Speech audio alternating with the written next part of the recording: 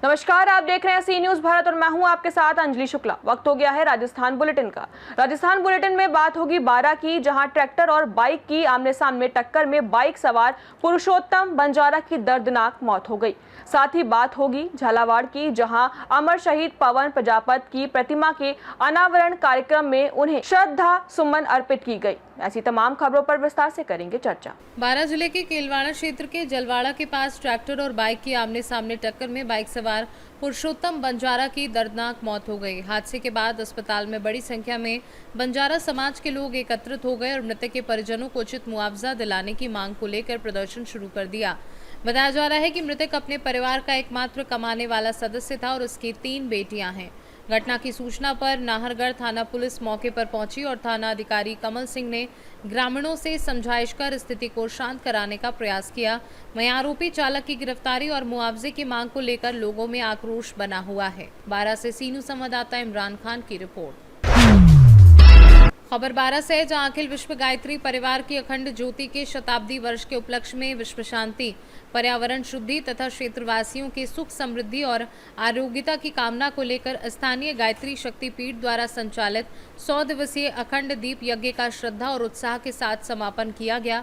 इस अवसर पर विशेष पूजा अर्चना, दीप यज्ञ और महाआरती का आयोजन हुआ, जिसमें बड़ी संख्या में श्रद्धालुओं ने भाग लिया। आयोजन को सफल बनाने में सहयोग देने वाले समाज सेवियों और श्रद्धालुओं का सम्मान किया गया और अंत में सामूहिक आरती तथा प्रसाद वितरण के साथ कार्यक्रम का समापन हुआ। बारां से सीनू संवाददाता इमरान खान की रिपोर्ट।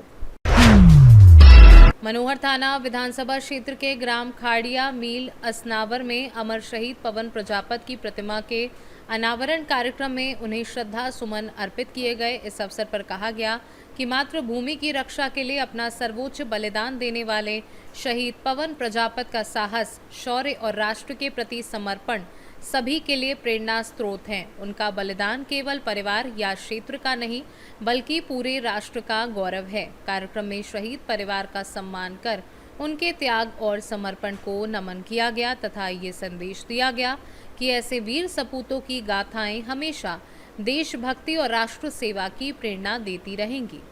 झालावाड़ से सीनू संवाददाता रमेश चंद्र शर्मा की रिपोर्ट। जोधपुर में नीट पेपर लीक और शिक्षा व्यवस्था में खामियों को लेकर छात्रों की गूंज अभियान के तहत कोटा के दशहरा मैदान में एक बड़ी रैली आयोजित की गई, जिसमें हजारों छात्रों को संबोधित किया गया। इस दौरान शिक्षा व्यवस्था में भ्रष्टाचार, पेपर लीक, परीक्षा रद्द होने, बेरोजगारी और छात्रों पर बढ़ते दबाव को गंभीर मुद्दा बताया गया। वक्ताओं ने कहा कि वर्तमान परीक्षा प्रणाली छात्रों के लिए रिजेक्शन मशीन बन गई है और इसमें सुधार की जरूरत है। रैली में पेपर लीक मामलों पर सख्त कार्यवाही, एनटीए में सुधार, पारदर्शी परीक्षा प्रणाली और युवाओं के लिए बेहतर रोजगार अवसरों की मांग उठाई गई। साथ ही पूर्व सरकार की नीतियों और मौजूदा व्यवस्था पर भी सवाल किए गए और छात्रों की आवाज को राष्ट्रीय स्तर पर मजबूत करने की बात कही गई।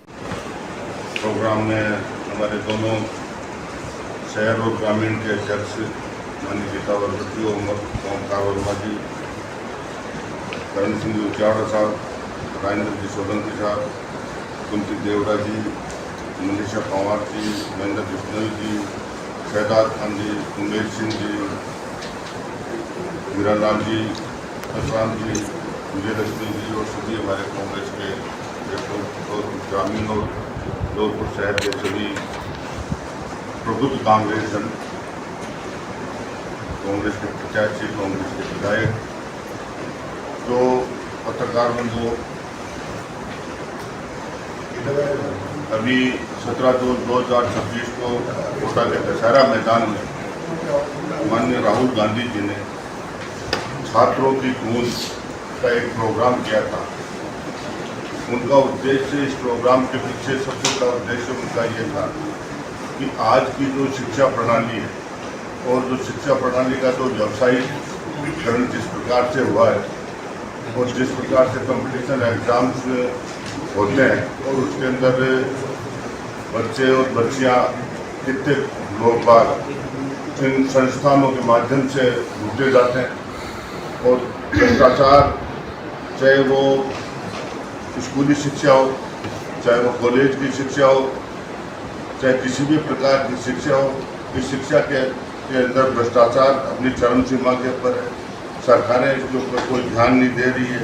और सबसे बड़ी चीज़ जब होती है, जब नीट का जो पेपर हुआ, वो नीट के पेपर लीक हुआ और लाखों लोगों ने पूरे हिंदुस्तान के अंदर उसको वापस एग्ज़ाम देने की प्रक्रिया वापस चालू हुई।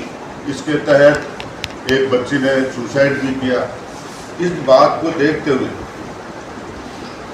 और बेरोजगारी की समस्या को देखते हुए माननीय राहुल गांधी जी ने बच्चों के साथ में एक प्रोग्राम किया, छात्रों की गूंज। हमारे शिक्षा मंत्री माननीय धर्मेंद्र प्रधान जी इस मुद्दे पर मौन बने हुए हैं। शिक्षा व्यवस्था एक लूट की मशीन बन गई है। और सरकार इतनी निकम्मा है क्या कि सरकार को कुछ जिम्मेवार जो गलती करी उसको पकड़ने में अभी तक भी कोई आदमी नहीं है। और सबसे बड़ा जिम्मेवार जो धर्मेंद्र प्रधान है वो इस्तीफा क्यों नहीं दे देते? भाई जिस किसी भी पद पर अपन बैठते हैं, निश्चित रूप से कोई पेपर को धर्मेंद्र प्रधान ने जाके पेपर नहीं खोला, पर धर्मेंद्र जी प्रधान अगर इस्तीफा देते हैं तो नीचे तक में प्रेशर जाता है और आगे से घटना होने से रुकती है। पर सरकार तो इतनी घमंड में है कि वो किसका इस्तीफा दे रहे, चाहे एक आकांक्षा क्या मरे, 100 आकांक्षा मरे तो सरकार को चिंता नहीं।